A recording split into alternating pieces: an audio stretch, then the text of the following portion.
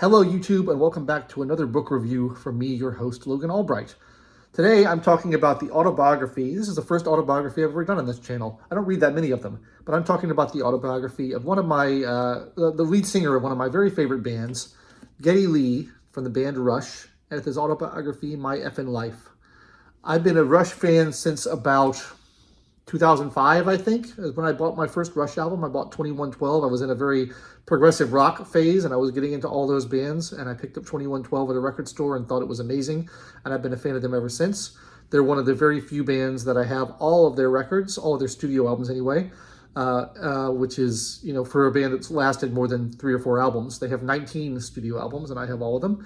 I love them, and I think they've been more consistent across the years than any other band that has lasted as long as they have, which is about 40 years. They are now, of course, broken up because they got kind of too old to keep doing it, and their drummer is unfortunately Neil Peart, one of the great rock drummers of all time, has passed away very sadly. I got to see them twice in concert, once in 2007 and once in 2012 on their farewell tour, and they were awesome both times. So they're amazing, and I was excited to learn about the singer, Geddy Lee, and the band over the years. I like this book a lot. It's quite long. It goes into a lot of detail about the long career, and there's a lot of interesting stuff to talk about. I'm a musician myself, so I really like the music stuff, and to Geddy Lee's credit, he knows that that's what his audience wants to hear, but it's not just talking about, you know, the music that they made and the albums they've released, although he does do that, but he also goes into a lot of detail about production techniques, songwriting techniques, the kind of instruments and gear and things they use, their touring process. That's all very good. And I appreciate that. And he also talks about kind of each album and each tour that they went on and the technical process that went into it, the thinking behind it, the conversations they had, the songs. And I really love that because, you know, I want to hear about the music, and he knows that, and he mentions that in the book. And so a lot of people who write autobiographies get a little self-indulgent, and they want to talk about things that they're interested in that they're not famous for and that nobody really cares about. He doesn't really do that. He does go on a couple of diversions, but, you know, I found those interesting and enjoyed them. Most especially the kind of talk about his family background. He had parents who were in concentration camps he's from family of Polish Jews, and they were in concentration camps during the Second World War and escaped. And so kind of hearing how that informed his perspective on life and on America and on Canada is quite interesting. And I enjoyed hearing all that. So that's a lot of fun. And then, you know, you hear about the life on the road, the difficulty with relationships, the sex, drugs, and rock and roll, all that kind of stuff that you always hear about with musicians. I think he's a good writer. I don't know if he wrote this book himself or if he had the help of a ghostwriter or something, but it's compelling throughout, and it's got a good sense of humor. He seems like a genuinely nice guy, and all the members of Rush seem like genuinely nice guys, which is kind of surprising for people in that industry. So many rock stars are really full of themselves and arrogant and look down on other people, but the members of Rush have always seemed very down to earth. They're kind of nerdy guys. They're literary introverts, and they've always seemed like just good folk, and I really got that impression coming through, and it's just a pleasure to read, and it's got lots of pictures, both black and white and color, cataloging the whole history of the band.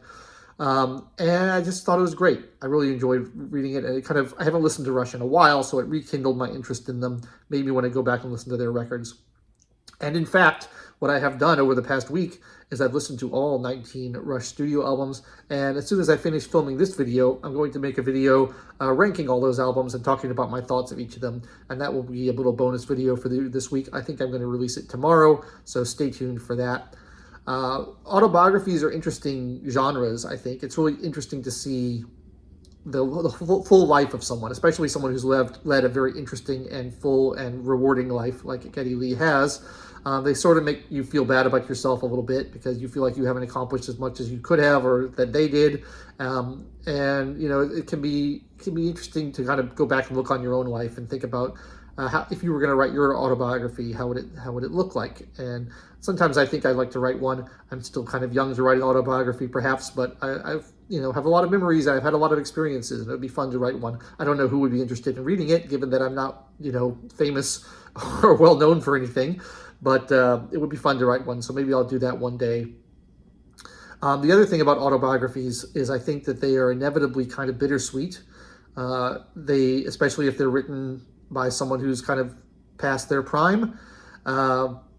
Geddy Lee, I think, is 69 when he wrote this, so he's still, he's not super old, but he's old enough that his best days are behind him. And it's interesting to see kind of, it'd be hard to live a better, happier, more fulfilled life than someone like him, more successful. He's had fame and fortune and glory and universal admiration by his fans and his friends and his family.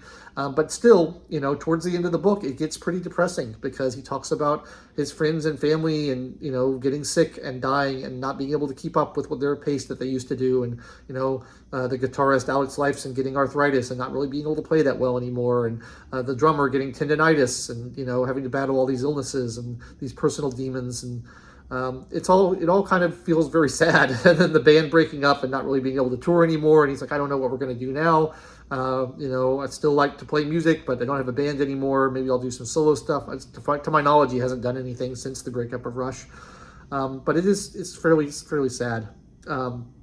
But it's, a well-rounded picture of a life, which is fun. One of the things, talking about kind of being in decline, that sort of annoys me about these kind of books, and they do it in every one, and I understand why. I understand why they do it. You want to feel like you're progressing forward and not moving backwards, but there's always this thing that musicians tend to do when they talk about their latest work, where they're like, finally, after years of not really knowing what we were doing and not being good songwriters and not being good at our instruments, now we got it together, and now we figured it out. And Geddy Lee talks about this. He's like, by the time we got to Presto, or kind of the middle 80s or late 80s in our discography, we finally figured out how to write songs the correct way. And now we talked to professional songwriters and producers, and we learned how to write songs the correct way. And I'm sorry, I think Rush has been very, very consistent, and I think all their albums are pretty good. But the idea that the songs on Presto or Roll the Bones are better than the songs from early in their career, like on Moving Pictures or Hemispheres or 2112, is just not true. It's insane. Those songs are not nearly as good. Some of them are good songs. A lot of them are good songs, but to act like they finally figured it out when clearly their best work was early 80s and late 70s, and everyone agrees on that. I know, and I guess it's like a psychological trick you play on yourself to prevent yourself from feeling depressed about, we're getting worse rather than getting better. But it is kind of annoying me because it's like, no one's buying this. You can say the production has gotten better. You can say that the instrumental, the musicianship may have gotten a little bit better. But to say that the songwriting has gotten better when you have songs like Limelight in your past is crazy. It's just not true. So, I think people try to convince themselves about that sort of thing. And also they want to sell records. So you can't say, our new album isn't as good as our old stuff. You have to always represent your new album as your best work. But it's like, for those of us who listen to it, we know that's not true. So, that's my kind of one gripe about the book, is this feeling that, and a tendency to sort of denigrate the older material and be like, oh yeah, we were young and stupid, we didn't know what we were doing. Like, people love that material. Don't put it down. It makes us feel bad as fans if you say that album that you love so much, that's not very good. You should listen to our new album instead. And I think a lot of their new albums are great too, but, what else do I have to say about Geddy Lee, My Effin' Life? It's interesting to hear about how he ended up on bass guitar, because, bass is sort of an undersung instrument. People don't really talk about it that much. People get excited about, flashy guitarists or amazing drummers or great singers or great keyboardists maybe even, but bass is something that people don't really talk about. And Geddy Lee is probably the best, most well-known rock bassist that anyone ever talks about. He's fantastic.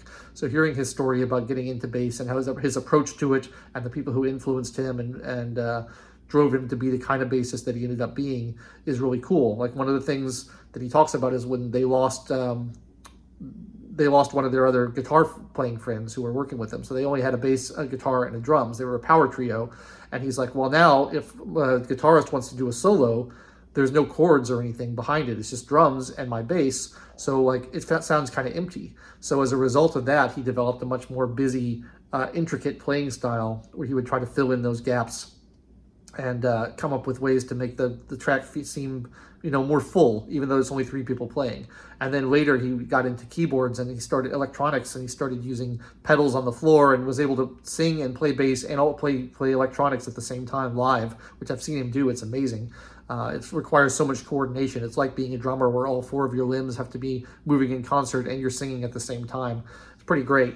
So hearing about that development, and then hearing about all their musical influences and the young bands that they toured with and how they got along with them, and the people that were influential on their sound was really cool. I've been embarking on this project for the last few years where I've been trying to collect as many records from the year 1973 as I can. And I'm eventually going to do videos about that project and all those records. But, you know, there's a ton of bands from that time period that people have forgotten about entirely. And it's interesting to hear Geddy Lee reference all those bands as acts that he was touring with at the time and maybe opening for, you know, when they were not well known. And the idea that Rush would open for a band like Humble Pie is funny to me now because, like, no one knows who Humble Pie is anymore, but everyone loves Rush. So, you know, pretty cool.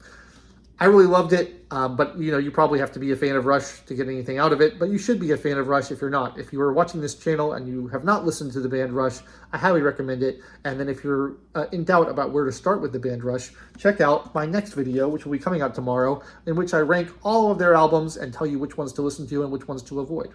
That's all I've got for today. If you enjoyed this video, please like it. Subscribe to the channel, click the bell for notifications, leave me comments down below on your favorite and please least favorite Rush albums, because sometimes I think least favorite is more interesting than favorite. Favorite tends to have a consensus around it. Everyone knows what the best album is. People don't talk about the worst. So leave me those comments down below and I'd be happy to read them. And then check back tomorrow for the album ranking video and check back next week for another book review, because I try to review a book every single week on Wednesdays and be there for you guys. Thanks so much for watching. I've been your host, Logan Albright, and I will catch you next time.